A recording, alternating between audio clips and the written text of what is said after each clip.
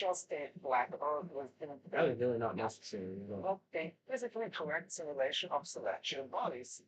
How do you tell an engine you are up is when you are floating in space?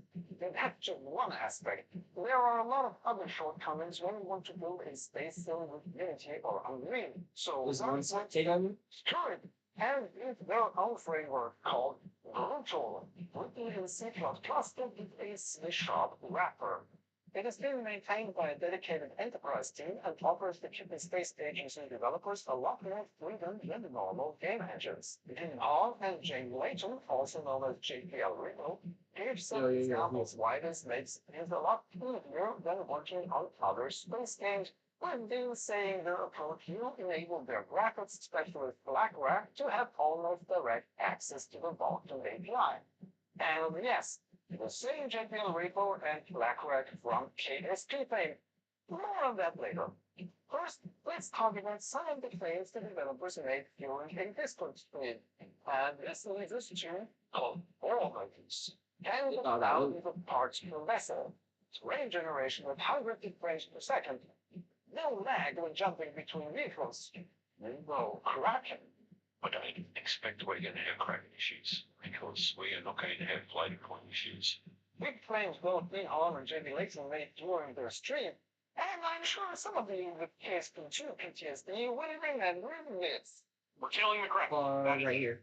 Hell of a claim to make. But don't freak out yet. There's a very good reason why JB is so confident that KSA will do a lot better. People fighting this or He you has worked on both KSP and KSP2 and knows firsthand why there are so many Alright, done. Yep. This Round game. 200 meters. Just Bro, other it's space stuck.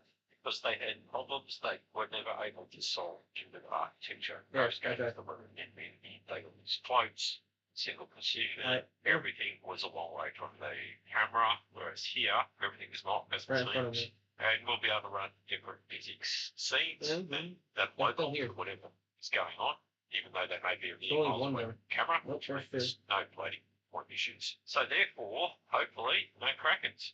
Using a bespoke architecture to simulate the game world will avoid these issues. During the training, Dean Hall spoke a lot about how he hated lag, especially when switching between vessels in the Kerbal Space Program. He really wants KSA to be seamless and demonstrated flying across the surface of the moon with more than 1,000 frames per second. Granted, we don't know what type of machine this was run on, but it all appears to be really smooth. One thing the team has a lot of experience with already is multi-threading. It is done heavily in Stationeers and also the upcoming Okay, you know those dashy things that we're using one on? works has developed. Same things up for here.